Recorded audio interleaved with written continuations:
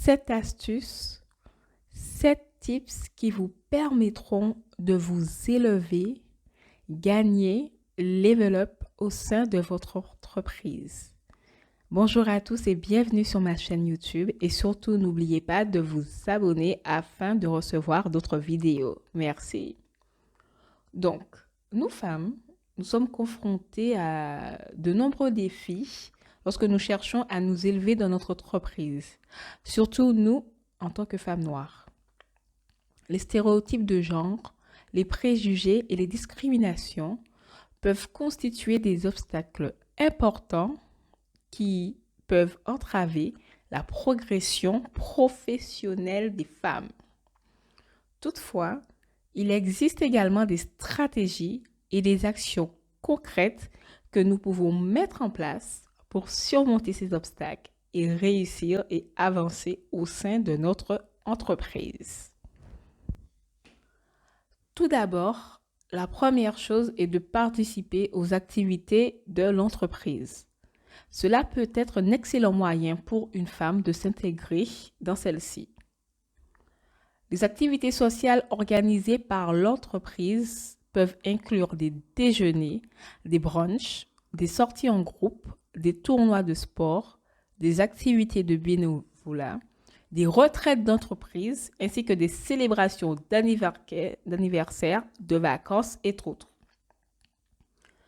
Participer à ces activités peut vous aider, vous femmes, à tisser des liens avec des collègues et surtout se faire quelquefois des amis au travail. Cela peut également vous aider à renforcer des relations professionnelles et surtout à créer des opportunités de réseautage et à renforcer l'esprit d'équipe.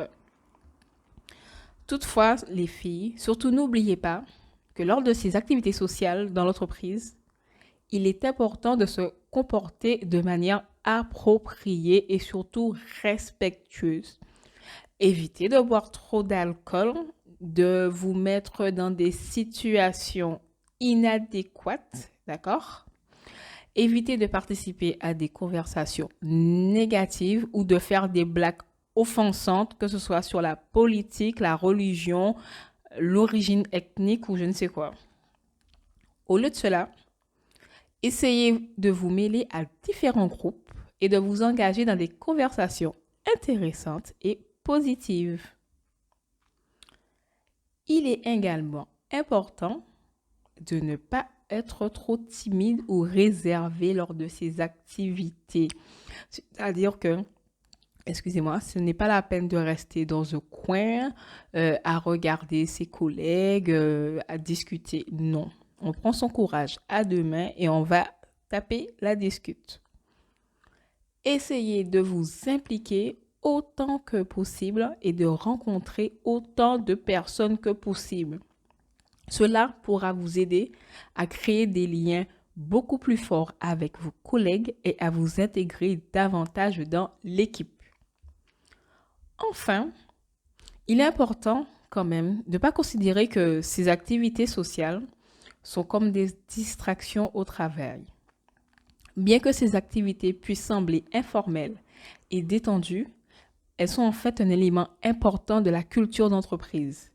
Et cela peut aider à renforcer les relations professionnelles et à stimuler la productivité et l'engagement au travail. En conclusion, participer aux activités de l'entreprise est un excellent moyen pour nous femmes de nous intégrer et de nous engager au sein de notre entreprise.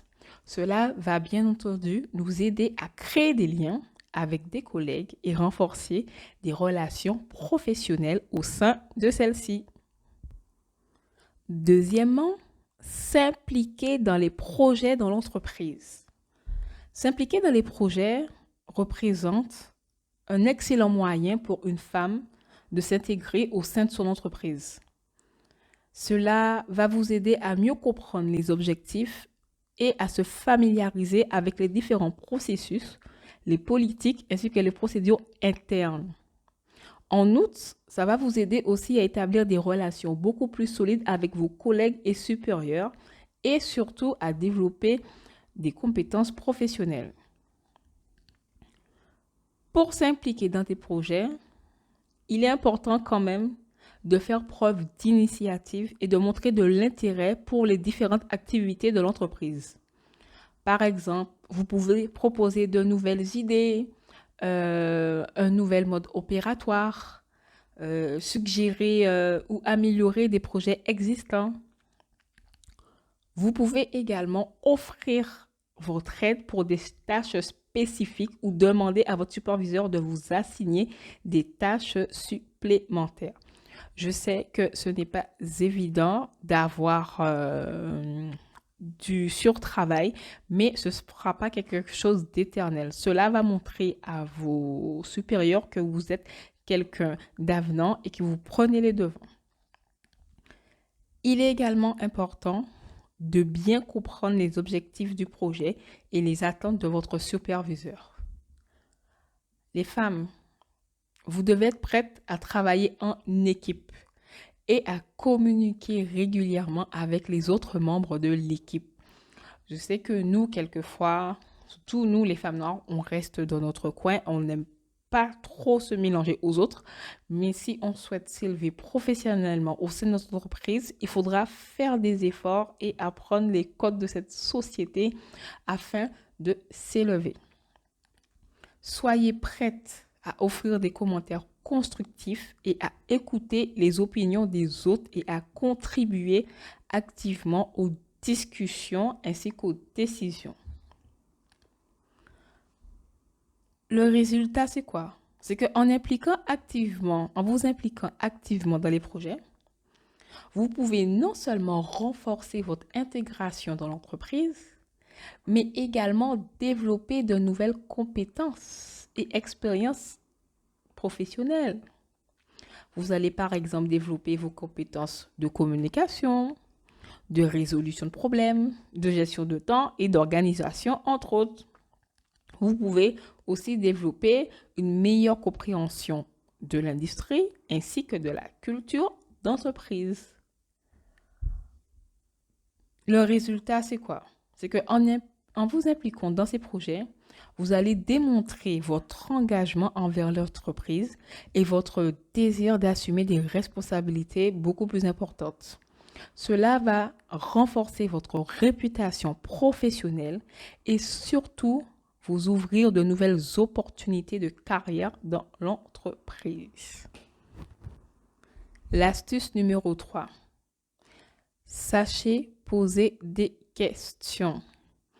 Cette astuce est reprise par Robert Greene, je ne me rappelle plus trop de quelle loi, dans son livre Les 48 lois de pouvoir, mais il suggère à un moment de poser des questions. Oui, cela va entre autres augmenter l'ego de vos collègues, de votre supérieur, et ils seront très fiers, je vous le confirme, de vous aider et de vous tendre la main. Oui. Donc, je reviens à mes petits moutons.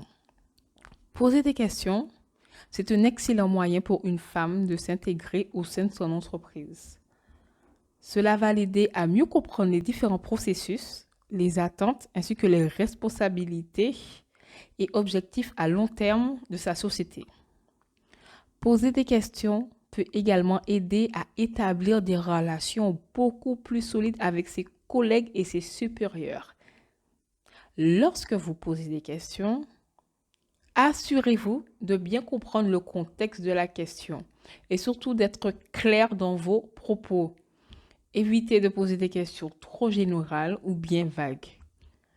Préparez à l'avance vos questions précises et concises pour vous assurer de ne pas perdre de temps et paraître pour une personne ignorante devant votre collègue ou votre supérieur hiérarchique N+1, N+2.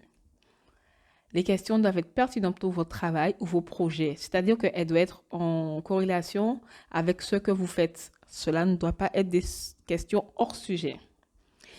Et celles-ci doivent être formulées de manière constructive et respectueuse. C'est-à-dire qu'on ne vient pas là, qu'on ne se présente pas comme un taureau. Non, on dit bonjour monsieur Dupont, s'il vous plaît, j'ai besoin de votre aide. Vous sollicitez l'aide de la personne Pourriez-vous, s'il vous plaît, m'éclairer sur telle et telle chose?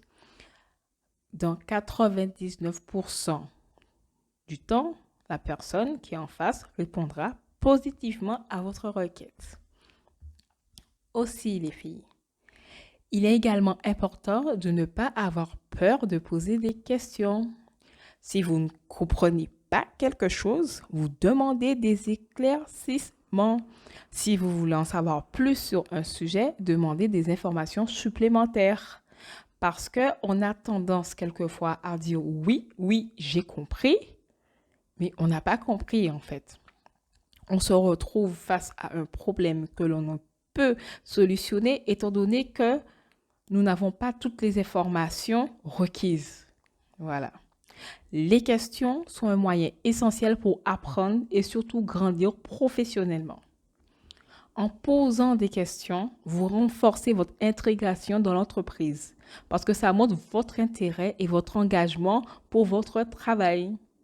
Vos collègues et surtout vos supérieurs vont voir que vous êtes prête à investir du temps, votre énergie dans le travail, ce qui va, comme je l'ai déjà dit précédemment, renforcer votre réputation professionnelle. Enfin, poser des questions va vous aider à créer des liens beaucoup plus solides avec votre collègue. Cela va créer des relations solides basées sur l'échange d'informations et les échanges d'idées. L'astuce numéro 4. Apprenez à connaître vos collègues. Je sais que on aime bien faire sa vie, mais nous sommes dans une entreprise. On passe la majorité de notre temps à l'extérieur avec nos collègues. Donc, ce serait bien quand même d'échanger, de connaître pas la vie, mais juste les bases, les enfants, comment ça se passe, l'école, des choses banales sans pour autant entrer profondément dans la vie privée de nos collègues. Donc, le fait d'apprendre à connaître ses collègues, ça représente un aspect important. En effet, ça montre que vous voulez vous intéresser à eux et ça engendre aussi la création d'une bonne relation avec vos collègues. Et cela va bien entendu faciliter le travail en équipe, améliorer la productivité et aussi augmenter la motivation et votre bien-être au travail. On ne met pas assez l'accent sur le bien-être au travail.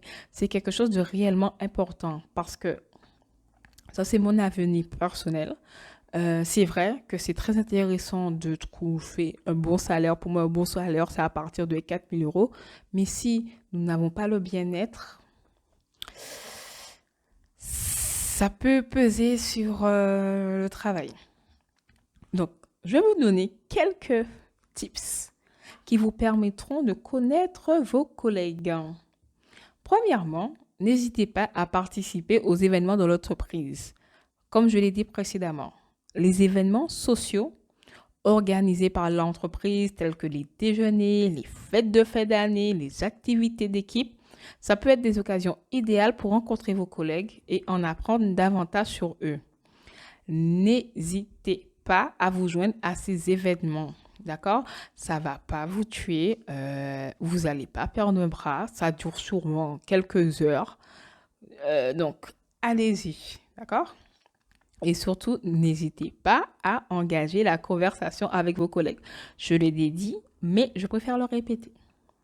Deuxièmement, vous prenez le temps de discuter.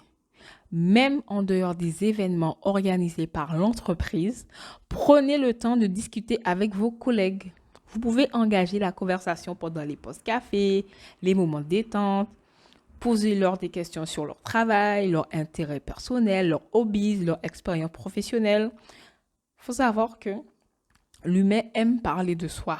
Vous écoutez, vous échangez, vous parlez très peu, mais vous écoutez. Plus un humain parle et plus on écoute, cela crée des liens.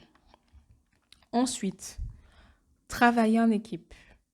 Le travail en équipe, c'est un excellent moyen de connaître vos collègues. Vous pouvez apprendre à connaître leurs compétences, leur façon de travailler et leur style de communication. Vous lui demandez « Ah, mais concernant, je sais pas, mode opératoire. Ah, mais j'ai vu que tu agissais de telle manière et que tu avances beaucoup plus vite que moi. Mais c'est très intéressant parce que moi, j'avais des difficultés sur ce poste. Je vais, si tu veux, euh, te prendre comme exemple. Si tu es d'accord, bien sûr, vous verrez, cela va créer des liens.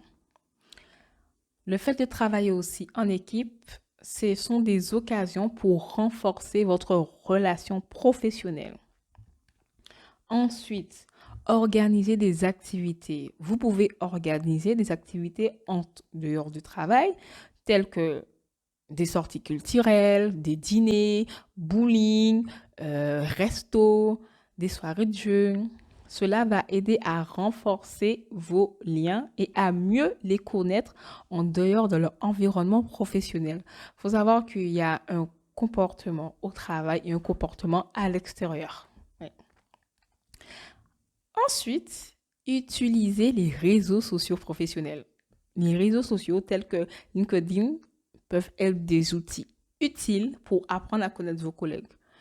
Mais sur ce réseau, vous pouvez découvrir leur expérience professionnelle, leur parcours académique, ainsi que leur centre d'intérêt. N'hésitez pas à vous connecter avec eux et surtout à engager la conversation. Ah oui, cinquième point que je trouve très important, soyez ouverte d'esprit. Faut être, en fait, nous avons tous nos us et coutumes, nos a priori, mais dans une entreprise, c'est, comment dire, c'est l'assemblage, on peut dire comme ça, de personnes qui ont tous des us, coutumes, traditions différentes. D'accord? Donc, certes, peut-être que celui que nous avons en face de nous, sa tradition n'est pas, ne coïncide pas avec la nôtre. Mais c'est pas pour autant que cela doit entraîner, créer de l'animosité. Non, pas du tout. Donc, vous devez être différente, vous devez être ouverte aux différentes opinions et points de vue de vos collègues. Évitez de juger, de critiquer les autres, même si vous n'êtes pas d'accord avec eux. Cela va vous aider à créer une bonne atmosphère agréable et faciliter votre intégration. Vous venez d'arriver dans une entreprise, vous vous élevez, vous ne critiquez pas la religion, vous ne critiquez pas la politique, vous ne critiquez pas les choix vestimentaires, d'accord? Vous gardez ça pour vous dans votre tête, vous pensez dans votre tête, au pire à l'extérieur. Vous pouvez le dire plus à n'importe qui, mais au sein de votre entreprise, chut, fermez votre bouche. Être ouverte d'esprit est un élément crucial pour le bien-être et la féminité des femmes au sein de l'entreprise. L'ouverture d'esprit, ça permet aux femmes de s'adapter à des situations nouvelles et imprévues et d'apprendre de nouvelles compétences avec des personnes ayant des expériences et des perspectives différentes. Il faut savoir qu'en France, en Occident, dans les entreprises, nous avons des personnes issues de différents pays, différents continents, que ce soit l'Europe, l'Afrique, l'Asie, l'Amérique centrale. Moi, je travaille avec toutes sortes de nationalités. Ça peut être des Libanais, des Algériens, des Congolais, des Portugais, des Arméniens, tout. Donc, chaque personne a sa culture et chaque personne a sa manière de faire. Être ouvert d'esprit, cela nous permet aussi à nous femmes de développer notre intelligence émotionnelle. Cela, grâce à ça, on pourra mieux comprendre et gérer leurs émotions ainsi que celles des autres. Enfin, l'ouverture d'esprit nous permet de nous engager dans des initiatives de développement professionnel et personnel telles que la formation continue, le mentorat et la participation à des réseaux professionnels. Cela va nous aider à élargir notre champ de vision, découvrir de nouvelles opportunités et accélérer la progression de notre carrière. Oui, sixièmement, un point que je tiens à souligner, soyez respectueuse. Respectez les horaires, les politiques, les procédures de l'entreprise, Évitez les comportements qui peuvent être perçus comme inappropriés et surtout offensants. Être respectueuse envers les horaires permet de travailler dans de bonnes conditions. Il faut respecter les horaires de travail indiqués. Vous commencez votre travail à 9 heures, vous ne venez pas à 8h57, vous venez, je suis désolée, 15-10 minutes en avance afin de préparer votre poste. Merci.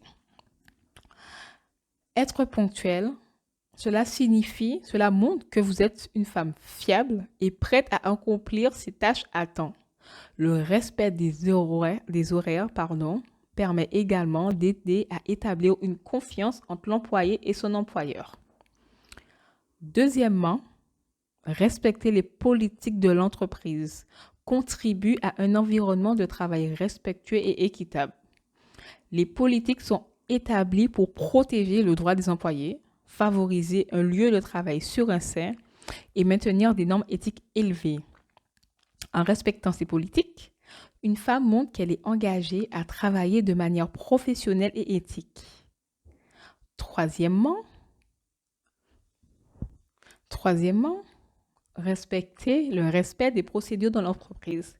Ça va permettre d'assurer l'efficacité et la productivité de l'organisation. Les procédures sont établies afin de garantir que les tâches soient effectuées de manière cohérente et efficace. En respectant tout cela, vous, en tant que femme, vous contribuez à maintenir une culture de travail professionnelle et organisée. Ensuite, le meilleur pour la fin. C'est un sujet que l'on parle pas assez. En fait, c'est un sujet, je trouve, l'humain n'aime pas la vérité et hypocrite. Mais la beauté constitue un moyen important, un levier important afin de s'élever dans une entreprise. D'accord? Je vous incite à lire le livre Le poids des apparences. J'oublie le nom de l'auteur. Oui, allez-y. Septièmement, soyez soignée pour propre, élégante et classe. L'apparence d'une femme joue un rôle important dans la façon dont elle est perçue dans l'entreprise. Sa beauté, son élégance, sa classe peuvent contribuer à renforcer sa confiance en soi, projeter une image professionnelle et susciter le respect de ses pairs et de ses supérieurs. Je répète, cela suscite le respect de ses pairs et de ses supérieurs quand on est belle, classe, soignée et élégante. Tout d'abord, l'apparence soignée et professionnelle d'une femme donne une impression positive à ses collègues et à ses clients. Quand une femme prend soin de son apparence, elle envoie un message qu'elle est consciente de l'importance de l'image professionnelle et qu'elle est sérieuse au sujet de son travail. Une personne négligée, une personne qui porte des habits négligés, qui a une coiffure négligée, renvoie l'image d'une personne qui ne s'occupe pas, n'aime pas son travail. Oui. Ensuite, la beauté, l'élégance et la classe contribuent à renforcer la confiance en soi d'une femme. Lorsqu'une femme est bien habillée, soignée, maquillée, parfumée, elle se sent plus sûre d'elle et a surtout une attitude plus positive envers son travail. Cela peut également refléter dans sa performance, sa productivité au travail. En outre, son apparence peut l'aider à se démarquer au sein de son entreprise. Les femmes qui ont une apparence beaucoup plus soignée sont perçues comme dignes de confiance, plus compétentes, ce qui peut contribuer à la progression de carrière. D'accord? Je répète, les femmes qui ont une apparence soignée sont perçues comme étant plus dignes de confiance et compétentes, ce qui contribue à la progression de carrière. Quelquefois, moi je vous le dis, il y a certaines femmes qui sont à des postes, je suis désolée, mais qui entre guillemets, ne sont pas les plus qualifiées. Elles y sont. Pourquoi? Parce qu'elles sont belles. Ça fait mal, mais c'est comme ça. Enfin, l'apparence soignée aide à susciter le respect de ses peurs, de ses pairs, pardon, et de ses supérieurs. Une femme qui est belle est perçue comme respectable et digne de considération. Ça va les aider à être considérés pour des postes de leadership et avoir un impact beaucoup plus important sur le lieu de travail. Vous verrez que lors de réunions, on va vous mettre en avant, on vous confiera des dossiers, vous pourrez parler au nom de l'entreprise, vous représentez l'entreprise. Donc surtout, ne négligez pas ce point. La beauté, l'élégance et la classe d'une femme lui permet de s'élever, de level up au sein de son entreprise. Je remercie toutes les perles qui sont restées jusqu'à la fin de mon podcast. Je n'ai pas vu le temps passer. Surtout, n'oubliez pas d'appliquer ces astuces, sortez de votre zone de confort et je vous le dis carrément, à 99% du temps, vous allez voir un changement et que vous allez progresser petit à petit au sein de votre entreprise. Surtout, n'oubliez pas de vous abonner afin de recevoir d'autres vidéos et à bientôt mes perles. Bye!